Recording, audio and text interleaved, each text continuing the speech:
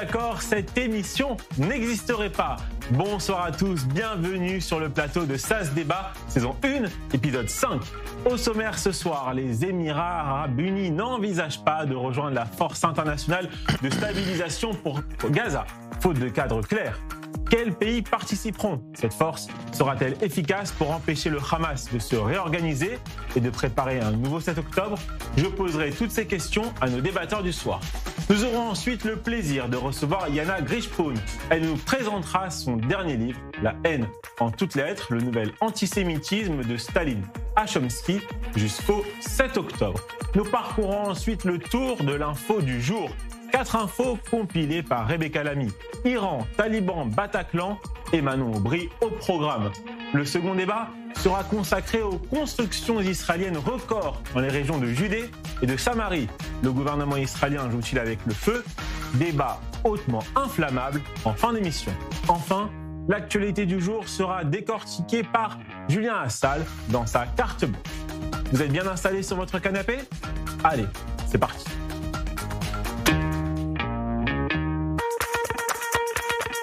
Qui compose l'équipe de choc de SAS Débat ce soir? Bonsoir Anaël Sidbon. Bonsoir Raphaël. Deuxième participation à l'émission. Comment allez-vous Anaël? Heureuse d'être là, merci beaucoup. Vous avez passé un bon week-end? Super. Ouais. Très bien. Super. En face debout, un débatteur hyperactif. Il ne s'arrête jamais de débattre sur les réseaux sociaux. Il faut dire qu'il aime bien provoquer et c'est parfaitement déclencher des avalanches de réactions. Bonsoir Guillaume Bensoussan. Bonsoir Raphaël. Vous validez cette présentation? Je peux pas dire que vous dites faux. Vous avez cette réputation en tout cas sur X. C'est un plaisir de débattre avec des gens qui sont en désaccord avec moi, ça c'est évident. Et vous enclenchez parfois des réactions qui font des millions de vues. Ça peut arriver. Avec une certaine affiche dans un hôpital par exemple. Par exemple. À Paris, j'ai le plaisir de retrouver Myriam Palomba. Bonsoir Myriam. Heureux de passer cet épisode 5 de l'émission avec vous. Un chiffre porte-bonheur pour beaucoup. Un chiffre porte-bonheur, je pense aussi, pour Meir Habib. Bonsoir Meir Habib, comment allez-vous? Bonsoir, je vais très très bien. Mon cher Raphaël, si je peux me permettre de prendre 30 secondes. Allez-y. Pour rendre hommage à un géant qui est parti, il s'appelait Gaston Saïada. Ça a été un géant du judaïsme tunisien, un géant du social. Il s'est battu pour les enfants. Ça a été un géant du combat sioniste. Il est parti à 99 ans. Et il est parti hier. Mais il y a des milliers de vos téléspectateurs qui le connaissent. Et je tenais ce soir à lui rendre chez vous, Raphaël Hassine, hommage sur I24 News. Évidemment, voilà. On pense très fort à sa famille. C'est le moment de découvrir quels débatteurs ont gagné les face-à-face de jeudi. À la question « Israël doit-il reprendre la guerre jusqu'au désarmement du Hamas ?» Caroline Sportes avait répondu oui et elle remporte ce vote avec 88% des suffrages. Et à la question « Faut-il interdire le voile dans l'espace public en France ?» 89% oui. Vous êtes d'accord avec Jean Messia? Désolé, Amir Badran. Les présentations sont faites, les résultats sont communiqués. Passons maintenant au premier débat de l'émission. Les Émirats Arabes Unis ne perçoivent pas encore le cadre clair pour la force internationale de stabilisation proposée à Gaza et, dans les circonstances actuelles, n'y participeront pas, a déclaré lundi un haut responsable émirati, conseiller diplomatique du président des Émirats Arabes Unis, a indiqué qu'Abu Dhabi continuerait de soutenir les efforts politiques en faveur de la paix et resterait un important fournisseur d'aide humanitaire. À partir de cette déclaration, nous avons posé la question suivante à nos débatteurs. Faites-vous confiance à la force de stabilisation internationale pour assurer la sécurité d'Israël? Myriam Palomba, vous avez répondu oui. Meir Habib, vous avez répondu non. SAS Débat, saison 1, épisode 5, face à face 1, c'est parti.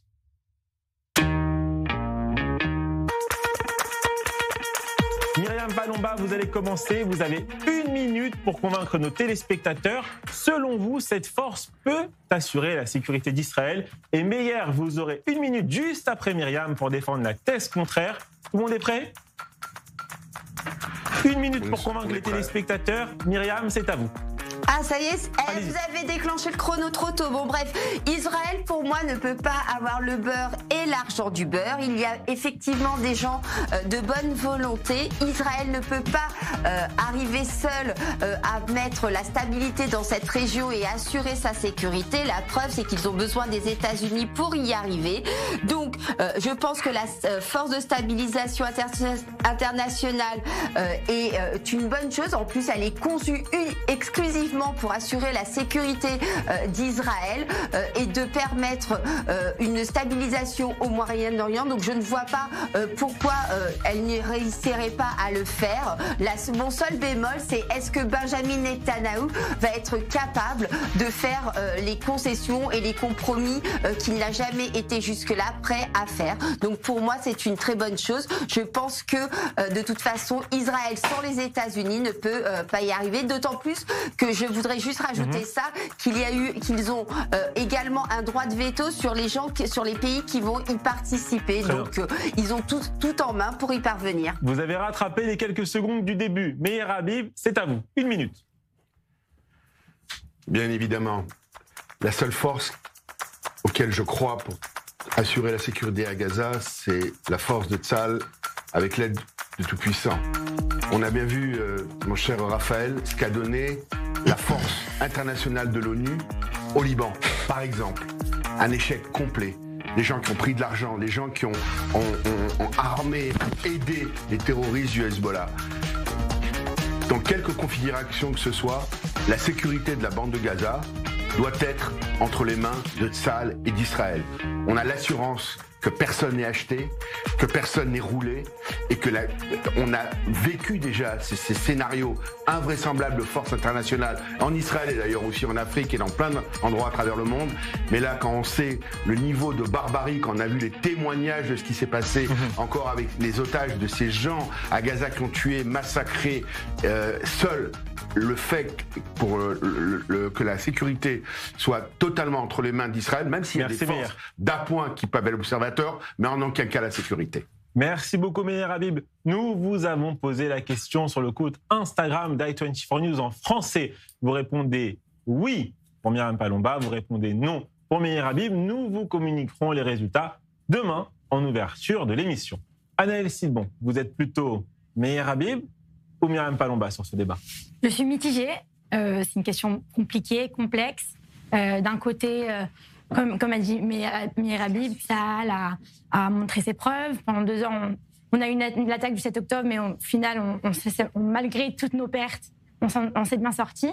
Mais on a besoin des États-Unis, on a besoin de la vie internationale.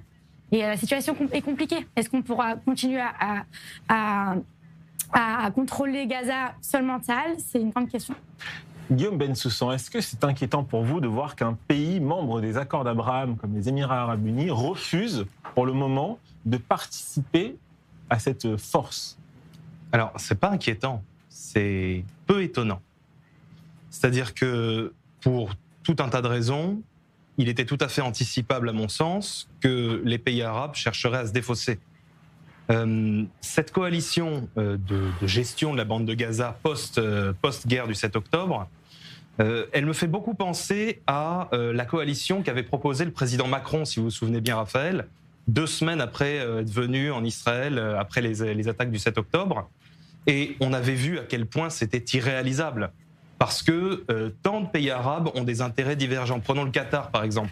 Le Qatar qui est le grand argentier du Hamas et qui, en même temps, parce qu'il est assis sur une pile de cash absolument faramineuse, peut rentrer dans Air Force One et se prendre en photo avec le président Trump. Les Émirats arabes unis, eux, à mon sens, leur peur existentielle, c'est de voir le djihad débarquer chez eux. Donc tous les pays arabes, à mon sens, ne seront pas... Ça n'aura pas lieu, cette coalition. Ça n'aura pas lieu, c'est une usine à gaz.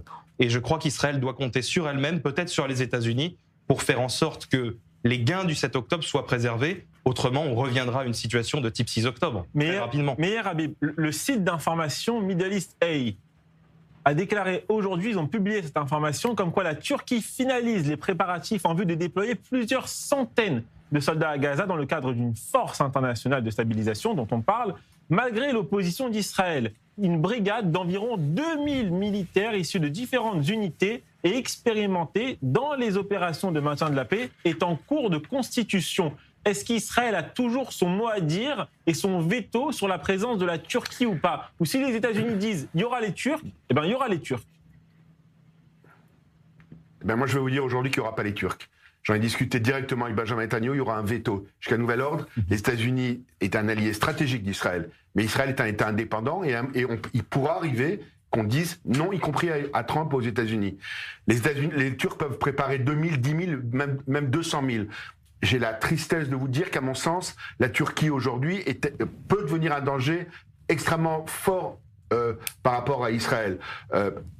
Alors que la Turquie est un immense peuple et la civilisation ottomane, une immense civilisation, le président Erdogan a montré par ses déclarations, par ses agissements, par le fait que le pays s'islamise de plus en plus, que c'était pas un acteur, en tout cas souhaité en Israël, mais dangereux pour la région. Et vous devez savoir que avant cette guerre, il y avait 3 forces, et j'en ai parlé avec Benjamin Netanyahu, dans la région. Principalement, c'était l'Iran, la Turquie et Israël. C'est les 3 forces l'armée les plus fortes de la région. L'Iran a été considérablement affaibli, même si jamais ils vont tout faire pour revenir. Mais aujourd'hui, la Turquie reste, et on aurait aimé que la Turquie, qui est un grand pays musulman, soit un pays modérateur comme ça l'a été pendant des années. Mais le temps d'Atatürk est terminé. Aujourd'hui, la Turquie devient de plus en plus, avec le soutien des masses populaires en Turquie. J'ai été pendant près de 12 ans député des Français de Turquie, et c'est un pays que je connais très bien, qui est très partagé. Vous savez très bien qu'on a mis en prison le maire d'Istanbul. On va pas revenir longuement sur la Turquie, mais en aucun cas, pour terminer, pour vous répondre à votre question, Israël n'acceptera que des soldats turcs soient déployés à Gaza. Myriam Palomba, est-ce que vous comprenez ce refus israélien de voir des soldats turcs intervenir dans la bande de Gaza? Je le comprends et je le comprends pas parce que d'un autre côté, je trouve ça assez hypocrite puisqu'il y a quand même une grande coopération économique entre les deux pays. Donc quand il s'agit d'argent, on est capable de se mettre d'accord. Pour le reste, on ne l'est pas. Donc c'est un peu, pour moi, un double jeu qui me fâche dans ces conditions. Faut pas avoir de collaboration économique également avec ce pays. Après, je crois que pour revenir au fait que les Émirats arabes unis ne participent pas à ce processus. Pour l'instant, il faut bien préciser, pour l'instant, parce qu'à leur sens, le plan n'est pas assez clair et il est prévu quand même qu'il soit au Conseil de sécurité de l'ONU. Donc, une fois que cela sera fait, je pense que les choses vont s'arranger, en tout cas, vont se décoincer, surtout que les pays arabes unis sont plutôt des alliés d'Israël. Anaël Sidbon, Mais c'est parce qu'ils sont des alliés d'Israël et qu'ils savent que ça peut pas marcher. Parce qu'ils connaissent bien la psychologie du Hamas, la psychologie palestinienne, la haine interarabe, etc. Dans ces conditions, on ne fait rien. Il ne fallait pas que Benjamin Netanyahu aille à Washington, accepte le plan de Trump et continue à faire la guerre comme c'est le cas depuis la création d'Israël. Je veux dire, si à un moment vous n'acceptez pas un plan, vous l'acceptez, puis après vous revenez en arrière, que Benjamin Netanyahu, vos grands amis, fasse ce qu'il veut et continuer à jouer tout seul, à tout détruire. Et puis voilà, il n'y a plus rien à dire. Anaël Sidbon, dans un premier temps, pour que ce plan puisse se mettre en place, encore faut-il que le Hamas rende les 4 corps d'otages qui sont toujours dans la bande de Gaza. Et on apprend aujourd'hui que au moins 2 seraient entre les mains du djihad islamique qui refuserait encore de les rendre. Comme le dit Guillaume Bensoussan, c'est pas pour tout de suite en fait cette force. Alors je voudrais dire d'abord par rapport aux 4 corps qui restent à Gaza. Moi, hier, quand j'ai entendu que Hadar Goldin est rentré à la maison, moi, ça m'a beaucoup touchée. J'ai grandi avec cette histoire d'Hadar Goldin. Et qui aurait cru que le Hamas l'aurait rendu, en tout cas, pas le dernier. Donc à chaque fois, malgré tout, on a des surprises. Mais on voit qu'il y a encore des corps. La question, c'est est-ce qu'encore ils détiennent... ils savent où ils sont les restes des corps. Mais vous croyez que cette seconde phase va voir le jour? Cette deuxième phase de cet accord? je pense qu'il faut trouver une solution pour la suite. Est-ce que ça va être ça avec une coopération internationale? Puis après, on parle de l'autorité palestinienne qui va contrôler la bande de Gaza. Est-ce que c'est quelque chose que Israël va accepter? Moi, vraiment, c'est une grande question.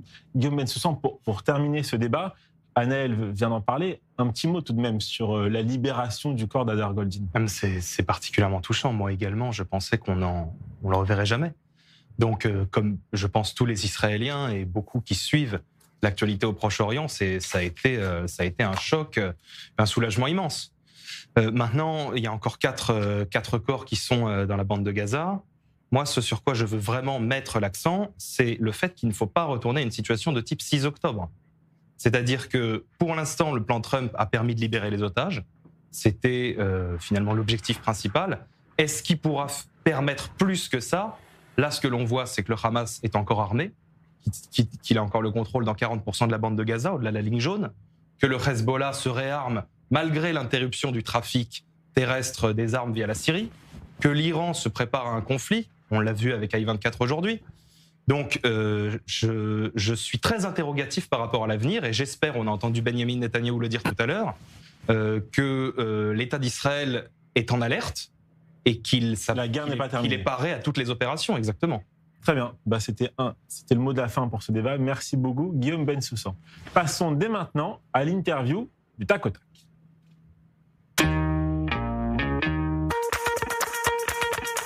Bonsoir Yana Grischpohn, heureux de vous recevoir dans l'émission. Nos téléspectateurs vous connaissent bien.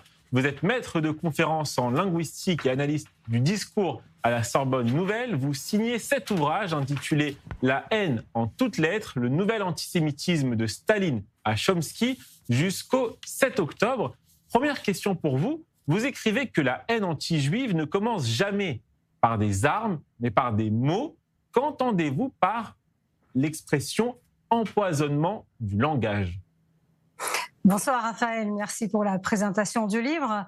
Bon, je suis partie du principe que toute haine et toute vulgate judéophobe dont il s'agit dans le livre, que ce soit l'antijudaïsme, l'antisémitisme ou l'antisionisme, s'enracine avant tout dans l'évidence du langage. C'est-à-dire que toute extermination d'un peuple, qu'elle soit ethnique, culturelle, religieuse, etc., commence par justement ce que j'appelle l'empoisonnement linguistique. Aucune haine n'est innée, aucune destruction ne se produit pas sans que le pouvoir des mots travaille les sujets qui produisent des discours. Et nous avons pu constater que les productions discursives très hétérogènes, ou parfois même antinomiques, par exemple si vous pensez à la gauche anticléricale et au discours de l'islam radical, convergent dans le même point, c'est le seul objectif, faire disparaître le peuple, la nation et l'État. Vous avez par exemple les étudiants des grandes écoles qui crient Free Palestine ou les sionistes hors de nos facs, ça peut être les étudiants des grandes écoles et de petites facs, peu importe. Ces étudiants croient à la représentation positive que véhiculent ces mots, mais ils sont absolument inconscients des doctrines qui sous-tendent cette idéologie. Et donc, en fait, aujourd'hui, je peux dire que nous assistons à la plus grande subversion idéologique et linguistique du 21e siècle, peut-être même du 20e siècle. Et c'est surtout, ça s'est fait, on le voit après le 7 octobre. Parce que qu'est-ce qui s'est passé après le 7 octobre? On a eu le déluge, pas l'Aqsa, mais le déluge médiatique, politique, universitaire, associatif, et les foules en colère parce que Israël n'a pas été exterminé. Israël a survécu. Et alors je montre dans le livre que notre époque a surpassé en fait toutes les époques précédentes par l'incroyable multitude des éléments du langage anti-juif. Et ce langage s'est drapé à notre époque dans les habits de l'humanisme ou dans ceux des droits de l'homme. C'est peut-être quelque chose qui est inouï. Alors pour que ce discours anti-juif, je ne dis pas antisémite parce qu'il y a plusieurs éléments de la haine anti-juif, pour que ça soit diffusé à l'échelle planétaire, il a fallu quand même un travail monstrueux et acharné sur le langage. Et donc vous avez posé la question sur l'empoisonnement linguistique. linguistique. J'ai consacré les premiers chapitres de ce livre au travail sur la subversion linguistique, qui est liée au fonctionnement du langage et au fonctionnement de l'idéologie.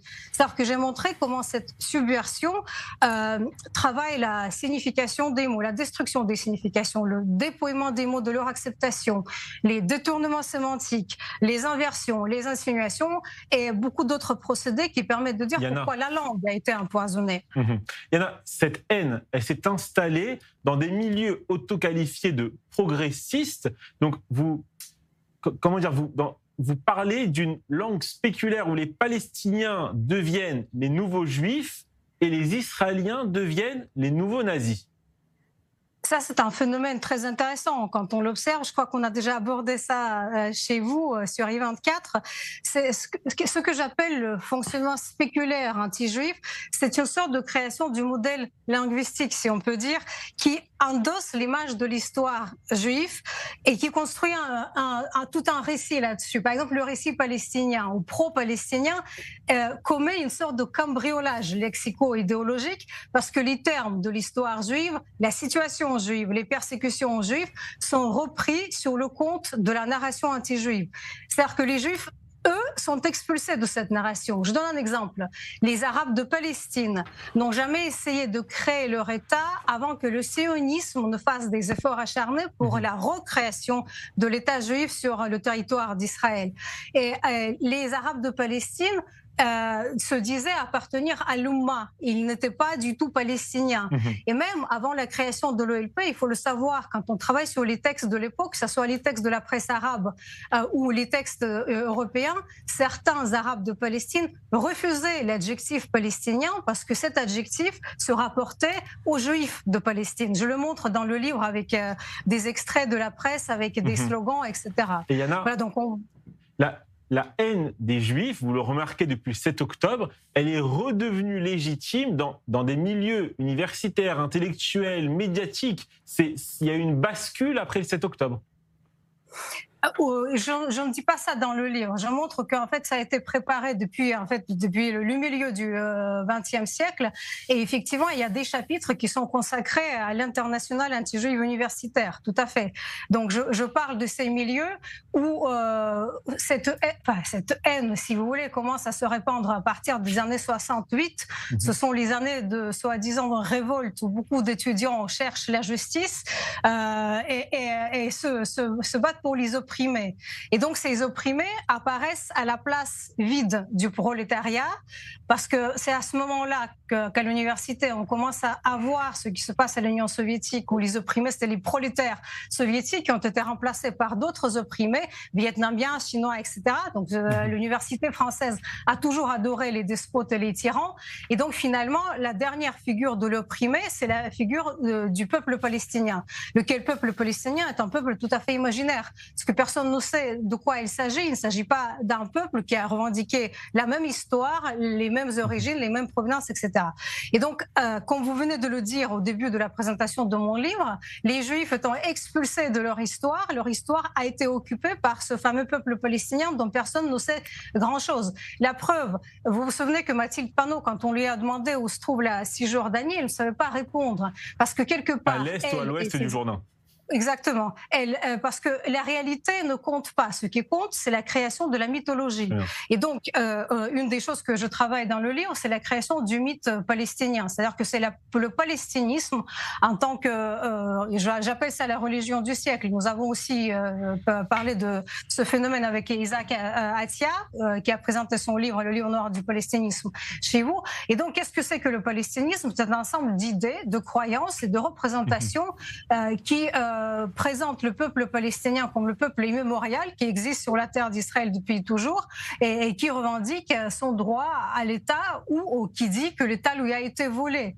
Vous voyez? Et donc en fait, c'est toute une mythologie qui a été créée bien avant l'existence de l'État d'Israël. Ça, c'est aussi très intéressant et je le montre dans mon livre que contrairement au discours qu'on peut entendre aujourd'hui qui porte soit sur la colonisation, soit sur l'impérialisme, soit sur le vol des terres, ce sont les discours qui apparaissent dans notre ère dans les années 20, bien avant la création de l'État d'Israël. Et ce sont les discours qui se répandent grâce à la conceptualisation et intellectualisation des frères musulmans de ce concept de Palestine qui est un noyau de cette idéologie. Merci beaucoup Yana Grichpon d'avoir accepté notre invitation. Je rappelle la sortie de votre livre à se procurer d'urgence. Merci beaucoup. Anaëlle Sidbon, une réaction à ce que vous venez d'entendre? Je trouve que ce que vous avez dit est réel. C'est la situation aujourd'hui. Moi, j'ai fait un échange universitaire à Sciences Po en tant qu'israélienne francophone. Et c'est fou comment tout est permis aujourd'hui dans les campus. Alors ils sont étudiants, ils sont intelligents, et puis ils savent même pas c'est où la Palestine. Donc Guillaume, il y a une phrase de Lénine que beaucoup de militants reconquête et plus encore connaissent, parce qu'elle est répétée en permanence par Zemmour. C'est « faites-leur avaler le mot, vous leur ferez avaler la chose ». Donc à force de répéter à longueur de journée génocide, génocide, génocide, au fur et à mesure, par un phénomène presque de pression osmotique intellectuelle, on fait avaler aux gens le fait que se déroule véritablement un génocide en Israël, quand bien même on sait qu'il n'en est rien. Donc je lirai le livre de Yana avec beaucoup d'intérêt, parce qu'effectivement, il y a véritablement eu un cambriolage qui s'est déroulé au niveau de la signification des mots, et elle a été substituée dans la tête des gens, tout ça avec une pression extrêmement puissante, de telle sorte à leur faire avaler la chose. Merci beaucoup, c'était le mot de la fin aussi sur cette partie. Il est l'heure de marquer une courte page de pub. À tout de suite sur i24 News.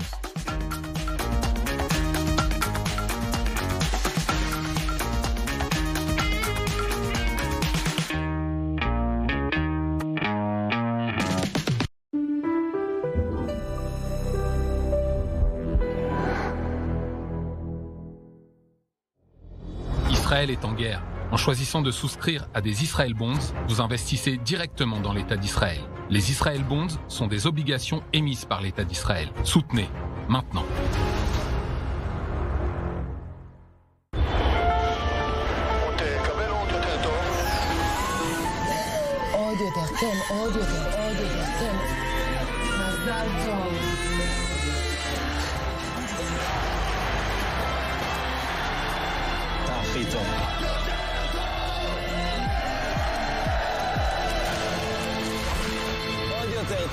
אלבר, רק את הטוב!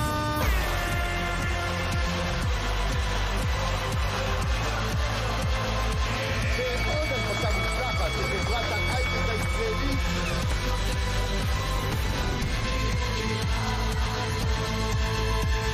אולי יצאו יותר טוב, משה. גבירותיי ורבותיי, נחתנו זה עתה בנמל התעופה בן גוריון. ברוכים הבאים לישראל.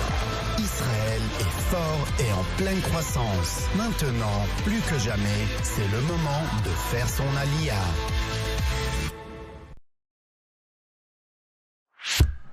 Vous vivez en Israël ou préparez votre alia? Félicitations.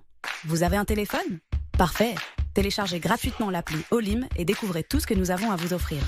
Prise de rendez-vous médicaux et administratifs, paiement de vos factures, vérification de dettes, traduction instantanée, recommandations de professionnels, suivi de demandes et bien d'autres choses encore. Et si vous n'y arrivez pas tout seul, notre équipe parle votre langue et vous aide dans toutes vos démarches en Israël, à partir de 99 shekels par mois en illimité et pour toute la famille. Alors n'hésitez plus. Téléchargez l'appli ou contactez-nous. Ils visent des civils, des enfants, des familles. Au sol, une autre bataille se joue, celle de la vie. Les secouristes du Magen David Adom sont là, chaque seconde, auprès du peuple d'Israël. Mais ils ont besoin de vous. Un don, c'est une ambulance qui arrive à temps. Donnez maintenant. mda-france.org. mda-france.org. Israël est en guerre. En choisissant de souscrire à des Israel Bonds, vous investissez directement dans l'État d'Israël. Les Israel Bonds sont des obligations émises par l'État d'Israël. Soutenez, maintenant.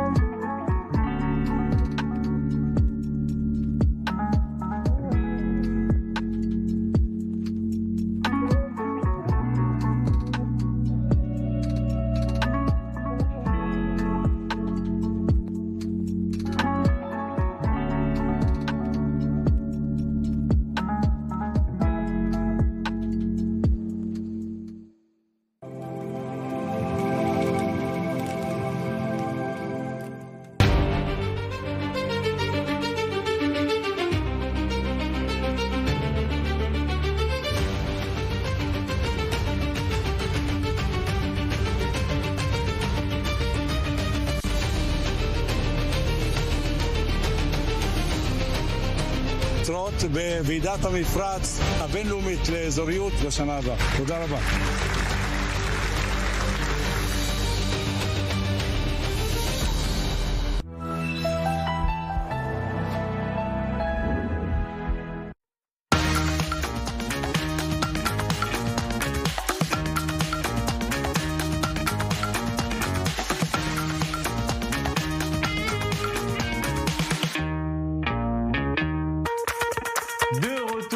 Plateau d'i24 News, toujours en compagnie de Myriam Palomba, Meyer Habib, Anaël Sidbon et Guillaume Bensoussan. Je vous propose maintenant, et vous en avez l'habitude, de faire le tour du reste de l'info.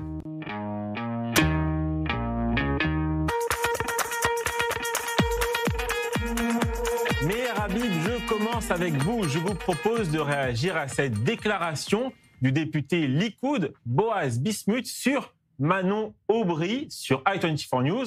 On l'écoute et on en parle juste après avec vous, Meyer Habib.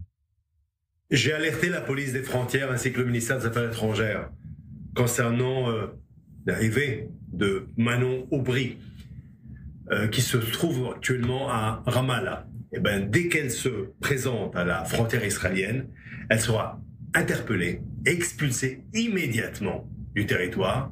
Elle ne ternira pas cette terre, cette magnifique terre d'Israël, après avoir diffamé notre pays, en fait des insultes, des accusations graves, très graves, des mensonges contre notre pays, comme j'ai fait avec Rima Hassan, la même chose pour Manon Aubry. Manon Aubry ne rentrera pas en Israël, elle sera expulsée immédiatement.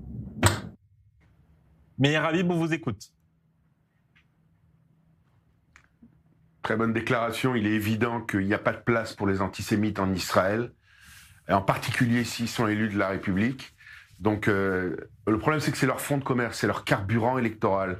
Plus on s'approche des élections, et plus ils vont se déchaîner contre Israël, parce que c'est leur seul moyen, en déversant leur venin, d'être élus. Mais Israël, c'est pas un État bananier. Ces gens-là vont être expulsés, comme l'a été Madame Rima Hassan, comme le seront tous ces antisémites de LFI et au-delà qui vomissent sur Israël. Parce que je suis pas sûr que Manon Aubry, elle est LFI ou elle est... Si, elle est LFI. Elle aussi. Mais enfin...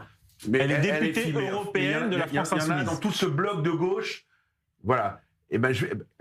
Mais pour eux, au contraire, ça leur donne de la force. Ils ne demandent que ça. Mais bravo à Boaz Bismuth, bravo au gouvernement israélien, bravo à mon ami Amichai Shikli. Ces gens-là ne rentreront pas en Israël. On était intervenus à l'époque pour Rima Hassan. Et je peux vous dire qu'ils peuvent, leur venin, les Guiraud, les Portes, Caron et autres, ne sont pas les bienvenus en Israël.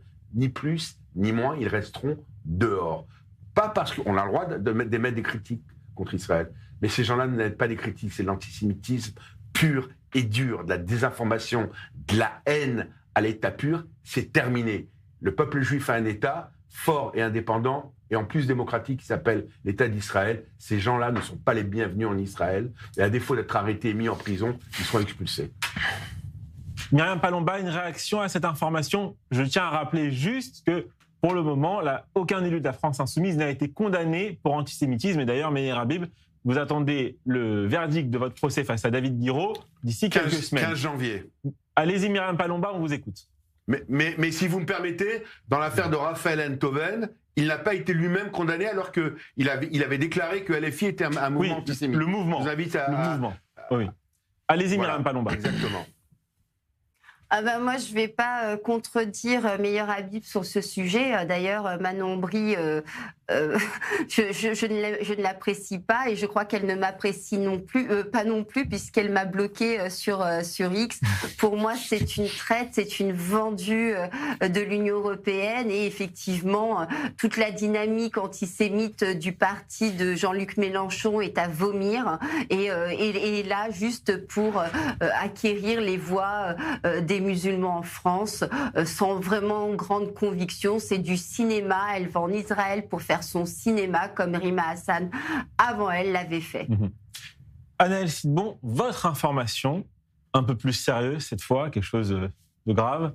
D'après des responsables et analystes régionaux cités dimanche par le sérieux New York Times, une escalade du conflit entre Israël et l'Iran n'est plus qu'une question de temps?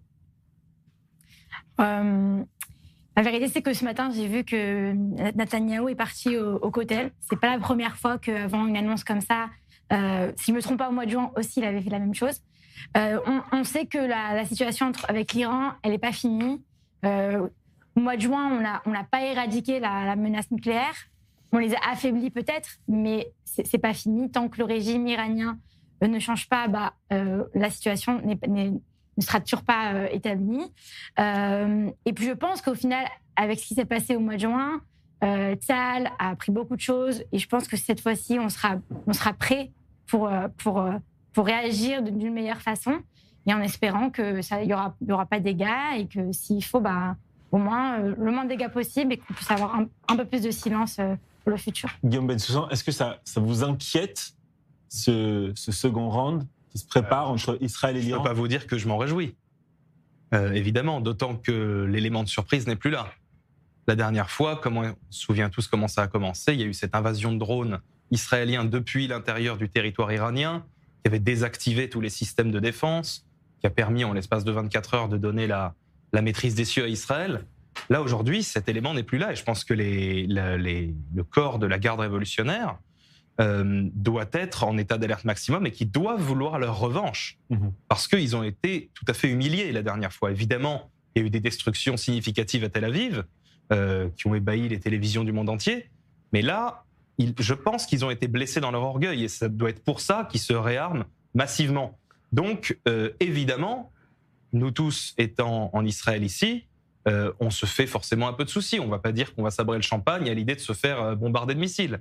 Mais écoutez, je pense qu'Israël est prêt et finalement, il y a des abris qui... Enfin voilà, on n'est pas la bande de Gaza, on n'a pas les militaires qui sont sous terre et la population au-dessus qui est là pour les défendre. On est un État, justement, qui a tout fait pour que sa population soit en sécurité. Et j'imagine que tout sera fait de telle sorte à ce que ça continue. Meir Habib, on vous écoute. Oui, si je veux rajouter, parce qu'à ce qu'a dit mademoiselle Sidbon, il y a une vidéo qui est devenue virale où on voit Benjamin Netanyahou au Kotel et il s'avère que je suis avec lui sur cette vidéo. Et donc j'ai eu des centaines d'appels en me disant, mais d'abord, alors c'est une vraie vidéo, mais c'est pas aujourd'hui. Aujourd'hui, je suis à Paris, vous le voyez bien. On était en Israël avec Benjamin Netanyahou au Kotel après sa victoire. Cette vidéo date de là. Et donc, je rassure. Ça rassure Anaïs. La vidéo qui est devenue virale où j'ai eu des centaines d'appels depuis ce matin, c'est pas ce matin puisque je suis à Paris et donc j'ai pas un don d'ubiquité pour être en même temps en Israël et à Paris. Donc je rassure tout le monde, ne serait-ce sur ce point.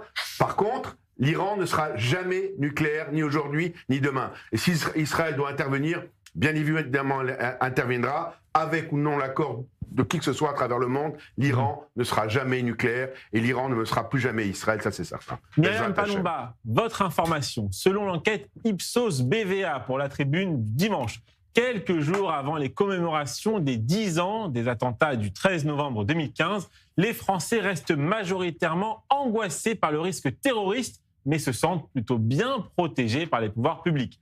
L'inquiétude vis-à-vis du terrorisme est partagée par 73% des sondés. Elle est majoritaire dans tous les électorats. Celui du Rassemblement national est logiquement le plus marqué, avec 88% d'inquiétude, suivi de ceux des Républicains, 77%, du Parti socialiste, 68%, du Bloc central, 67%, et de la France insoumise, 55%. Madame Palomba, plus on est à gauche, moins on est inquiet par le risque terroriste. Oui, effectivement, selon ce sondage. Mais bon, quand même, 55% des gens sont inquiets.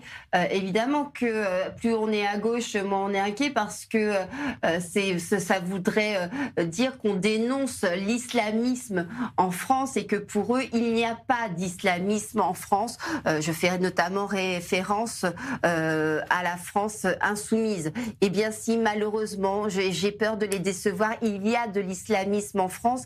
Et moi, personnellement, je ne me sens pas hyper protégée parce que les pouvoirs, enfin en tout cas l'État, ne va pas chercher les islamistes là où ils se trouvent, hein, à savoir dans la plupart des grandes cités françaises. Donc oui, c'est très inquiétant parce que je crois qu'aujourd'hui, on n'a pas vu en France des juifs ou des catholiques crier Amen ou Mazel Tov en égorgeant des gens dans la rue.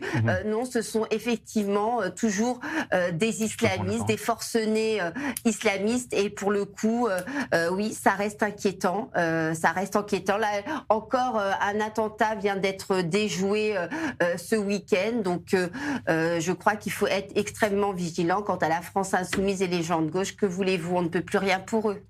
Guillaume. Ouais, je voulais juste ajouter une chose très simple. 55%, c'est vrai que c'est plus que la majorité. Maintenant, 55% pour le bloc de gauche. Pour la France insoumise. Pour la France insoumise. Il faut se souvenir de qui vote pour la France insoumise. C'est à peu près 70 à 75% de musulmans. Pour Jean-Luc Mélenchon au premier tour de l'élection présidentielle. Jusqu'à preuve du contraire, il n'y a pas eu d'attentat massif dans une mosquée. Le dernier épisode en date, c'était un imam qui avait tagué lui-même sa mosquée. Systématiquement, c'est comme ça. Et l'épisode d'avant, c'était un musulman qui avait assassiné un Guinéen qui était à l'intérieur d'une mosquée. Et on a servi de grande discussion sur l'attentat de la promenade des Anglais à Nice. Il y avait quand même, malheureusement, bien évidemment, à déplorer des victimes de confession musulmane. Bien évidemment. Il y a des Français de confession musulmane qui sont victimes d'attentats. Comment on peut se poser obligatoirement, quand un musulman va à la mosquée, il a probablement un peu moins peur de subir un attentat qu'un juif ou qu'un catholique qui va respectivement à la synagogue ou à l'église. Allez-y à Paris. Non mais enfin, si je peux me permettre un mot, je n'ai pas dit un mot encore là-dessus, bien sûr, et je vous passe la parole. 100% des attentats terroristes qu'il y a eu lieu en France, où il y a eu des morts, sont dus à des islamismes. 100% ces 20 dernières années. C'est triste, mais c'est la triste réalité du père Hamel. On va au Bataclan, où on va commémorer les 10 ans, à l'Hypercacher, à Toulouse, Saint-Quentin-Falavier, etc., etc. 100% des attentats terroristes où il y a eu des morts en France sont dus à l'islam radical. Alors comment on peut encore se poser la question? On vient d'attraper à la prison de Fresnes des puces qui ont été passées aux attentats du Bataclan. Il y a 3 attentats, 3 jeunes filles qui préconisaient un attentat djihadiste, qui ont été arrêtées, etc., etc. C'est la taquilla, c'est la dissimulation, et soit les Français vont se réveiller, soit ça va être trop tard. Moi, j'aimerais quand même préciser quelque chose par rapport à l'intervenant là qui vient de dire que c'était les musulmans. Il faut quand même savoir que chez les LFI, ce ne sont... Pardon, excusez-moi, monsieur Bensoussan. Merci. Oui, Guillaume. Oui, allez-y, Myriam, allez-y. Ce que je voudrais dire, c'est que chez LFI, ce ne sont pas les militants de confession musulmane qui sont le plus extrémistes. Hein. Ce sont souvent des Français pure souche qui sont complètement aveugles et qui sont de confession, enfin, qui n'ont pas de confession. Enfin, l'air du porte-parole est terminé, a annoncé Rima Hassan. Là, j'ai encore vu hier sur Twitter... pardon de le dire, une blanche de souche. Non, mais Rima Hassan, c'est encore un cas particulier. Mais vous ne pouvez pas faire cet amalgame, c'est pas juste et c'est pas vrai. On avance. Guillaume Bensoussan, votre information. Le Maccabi Tel Aviv espérait prendre la tête du championnat hier, mais il s'est incliné 2-6 face au Beitar Jérusalem qui a battu les champions à Bloomfield pour la première fois depuis 10 ans. Eh ben, je suis... Non, mais je rigole. C'est une blague. C'est une blague. Magnifique nouvelle. C'est une blague. C'est une blague. Le visage de Guillaume Bensoussan qui se décompose. Moi, je fais partie des footix, hein, comme on dit. Hein. Non, mais c'est-à-dire que je m'en doutais. Je m'en doutais un peu. C'est pour ça que je vous ai partagé ça. Vous avez vu comment il s'est décomposé totalement. Mais pourquoi est-ce qu'il me sort ça? Alors, très bien. La vraie information. Par contre, attention, parce que ça peut aussi... Je vous écoute avec beaucoup d'intérêt, d'attention. En Afghanistan, le pouvoir en place ne comprend pas pourquoi il n'a pas été convié à la 30e conférence de l'ONU sur le climat qui s'ouvre lundi et se tient jusqu'au 21 novembre à Belém, au Brésil. Les autorités talibanes rappellent qu'elles sont pourtant aussi confrontées aux conséquences du changement climatique. À Kaboul, l'Agence nationale de protection de l'environnement a donc exprimé au nom du gouvernement et du peuple afghan sa profonde préoccupation face au fait que, bien que l'Afghanistan soit l'un des pays les plus vulnérables au changement climatique, il n'a malheureusement pas reçu d'invitation officielle. Une réaction ? C'est très triste. Je J'envoie toutes mes prières aux talibans et pour leur dire ma solidarité. Non mais attendez, soyons sérieux. Enfin, je veux dire, j'ai vu l'article de BFM là où ça devait être le vôtre sur I24. L'image qui accompagnait le tweet. Il faut toujours consulter le site un ensemble, exactement. Bah, c'est ce que je fais avec beaucoup de référence numéro 1. On voyait un ensemble de femmes voilées de la tête aux pieds qui étaient là pour illustrer cette nouvelle. Enfin, je veux dire, il y a quelque part finalement un dévoiement. On voit qu'il y a des gouvernements qui sont, qui relèvent de l'islam radical. C'est le moins qu'on puisse dire pour les talibans, qui vont utiliser. Comme on l'a vu d'ailleurs pour les Palestiniens, dans une logique assez similaire. Finalement, ils sont un peu progressistes. Non, c'est pas ça. C'est qu'ils vont utiliser les centres d'intérêt là où le monde occidental met l'accent pour quelque part se légitimer. Ça va peut-être sensibiliser Sandrine Rousseau. Et exactement, aller chercher des Sandrine Rousseau, des gens de... Vous avez... J'ai compris où vous l'avez terminer. Des gens qui sont écologistes, des gens de la LFI, pour quelque part continuer à gagner en respectabilité. Voilà. Israël a publié cette année des appels d'offres pour la construction de 5667 logements dans les implantations de Judée et de Samarie, un niveau inédit depuis la conquête israélienne de 1967, selon l'ONG israélienne Shalom Arshav, classée à gauche. Le précédent record remontait à 2018, avec 3808 unités mises en chantier. Ces nombres nous ont fait poser une question. Cette question, construction en Judée-Samarie, le gouvernement israélien joue-t-il avec le feu? Anaël Silbon, vous défendez le oui. Guillaume Bensoussan, vous défendez le non. Ça se débat. Saison 1, épisode 5, Face à Face 2. C'est parti.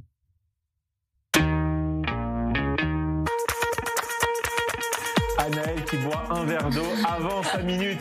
Anaël, vous avez la main. 1 minute pour convaincre nos téléspectateurs. Guillaume, vous enchaînez juste après. Tout le monde est prêt? N'oubliez pas, c'est 1 minute et vous devez convaincre les téléspectateurs. Anaël, c'est parti. Alors, oui, le gouvernement israélien ajoute de l'huile sur le feu. Est-ce que c'est le timing pour faire ce genre de choses? 70% de la société israélienne pense que les implantations israéliennes dans la Judée-Samarie, ça renforce la sécurité en Israël. On est bien d'accord. En tout cas, moi, je suis bien d'accord. Mais est-ce que c'est le moment, quand on ne sait pas ce qui va se passer à Gaza, la situation, le cessez-le-feu, on ne sait pas ce qui se passe, rajouter ça, c'est une situation qui est vraiment compliquée. Je veux dire aussi que malheureusement aujourd'hui l'image des habitants en Judée-Samarie est une mauvaise image, alors qu'ils représentent seulement une minorité de la population qui est extrémiste. Il faudrait peut-être, avant d'agrandir les habitations, de rétablir l'image des habitants de la Judée-Samarie, retrouver du calme, puis après rajouter d'autres habitations dans la région. Pour vous, c'est plus une question de timing. On a compris. Guillaume Bensoussan, 60 secondes. La caméra numéro 3, c'est parti. Alors moi, je trouve cette question assez choquante, pour vous dire la vérité. Le fait de se demander si des Juifs, dont le berceau civilisationnel est la Judée-Samarie, mettraient de l'huile sur le feu à vouloir retourner habiter de là où ils viennent, c'est quelque chose que je ne comprends pas. Je pense qu'il y a deux choses qu'il faut aborder essentiellement. Primo, c'est le fait que cette guerre n'est pas une guerre territoriale, c'est une guerre de religion.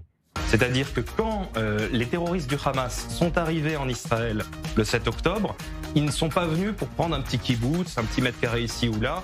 Non, ils sont venus pour massacrer des Juifs. D'accord ? Et ça, il faut bien l'avoir en tête. Le deuxième élément, la question territoriale, elle surgit généralement lorsque l'on écoute les gauchistes, extrêmes gauchistes de Shalom Arshav, qui viennent nous dire finalement que si on donne Gaza, si on donne le Sinaï, si on donne la moitié de Jérusalem, si on donne l'esplanade du Mont du Temple, si on fait des concessions territoriales, alors on fera en sorte que le crocodile soit repu et qu'il n'ait plus faim et qu'il ne veuille plus nous manger. Stop. Non, ça n'est absolument pas la question. Ce qu'il faut impérativement, et je termine en 10 secondes, non. Ce qu'il faut impérativement, c'est que le gouvernement d'Israël et les Israéliens assument enfin le fait qu'ils habitent en Judée-Samarie et qu'ils le disent à la face du monde. Voilà ce qui permettra d'empêcher le fait qu'il y ait sans cesse 60 secondes, on a dit. Guillaume Bensoussan, vous jouez pas le jeu. Si je t'arbitre, je vous mettrai un carton jaune, voire carton rouge.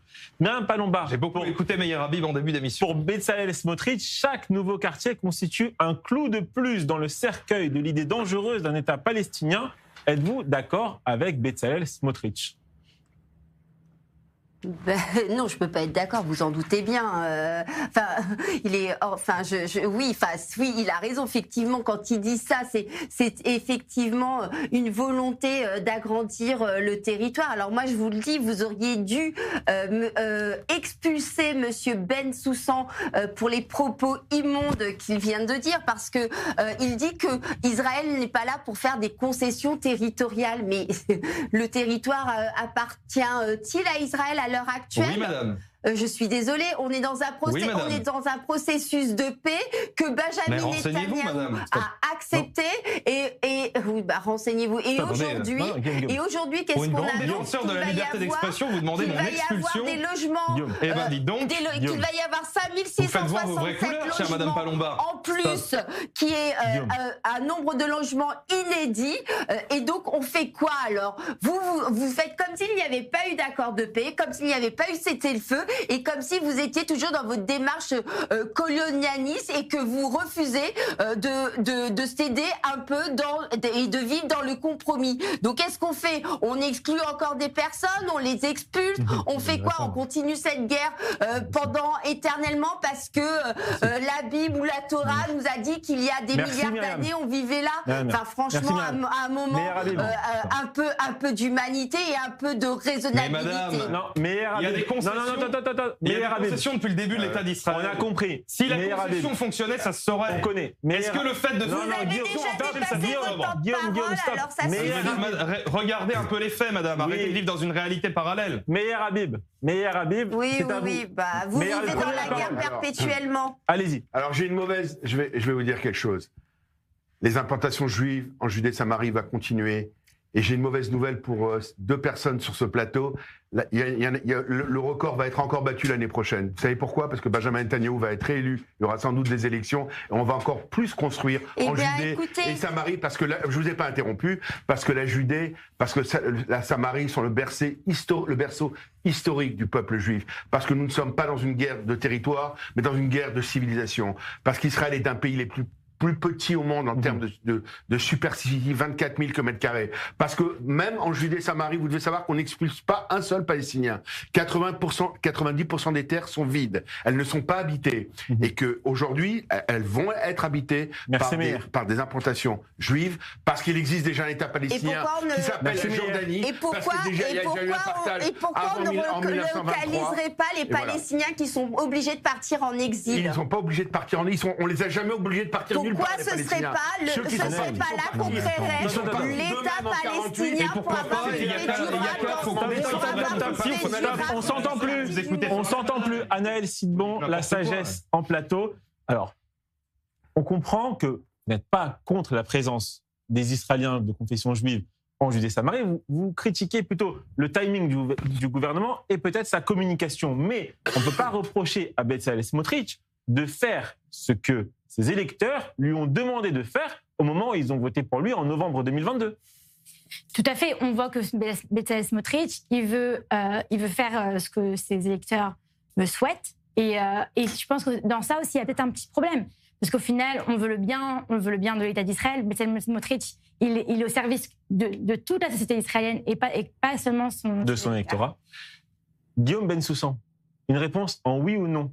Vous habiteriez en Judée-Samarie? Oui, d'ailleurs j'y pense. Où ça? Le problème, si vous voulez, c'est que... Parce que c'est facile de dire, et après peut-être Efrat, en face de Migdalos, je ne sais pas encore. Peut-être Ma'ale Adumim. C'est sympathique, Efrat. Mais juste une chose quand même, parce que c'est une question, un brin humoristique que vous posez. 15 secondes. Mais l'État d'Israël est minuscule. Et pour quiconque a cherché à se loger à Tel Aviv ou Jérusalem, quelque part, c'est extrêmement cher. Donc obligatoirement, si on ne construit pas à Ma'ale Adumim, on va avoir un petit problème de place et de loyer. Merci beaucoup. Et c'est le moment que vous attendez tous. L'actualité du jour, revue et corrigée par l'incorrigible Julien Assal.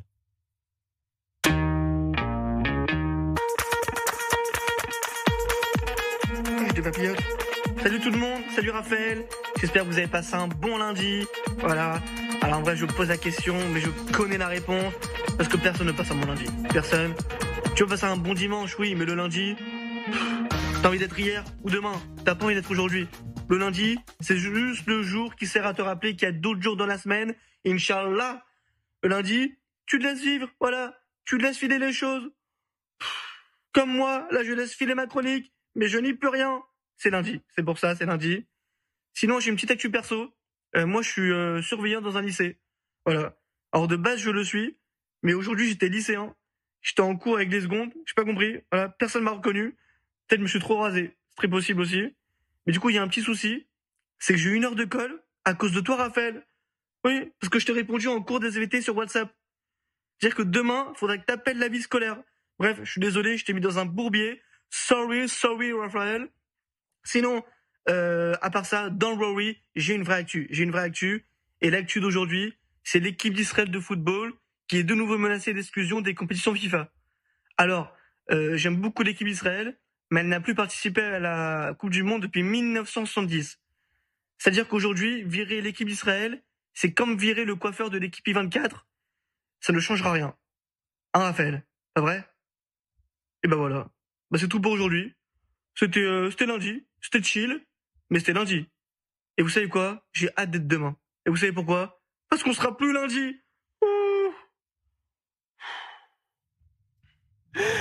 Eh oui, Guy, ne vous inquiétez pas, Julien Lassalle, je vais appeler la vie scolaire pour qu'on vous retire cette heure de colle. Allez, ainsi s'achève cette émission. Je remercie Anaël Sidbon, Myriam Palomba, Meher Habib et Guillaume Bensoussan. Restez avec nous sur i24 News. Bonne soirée à tous et à demain.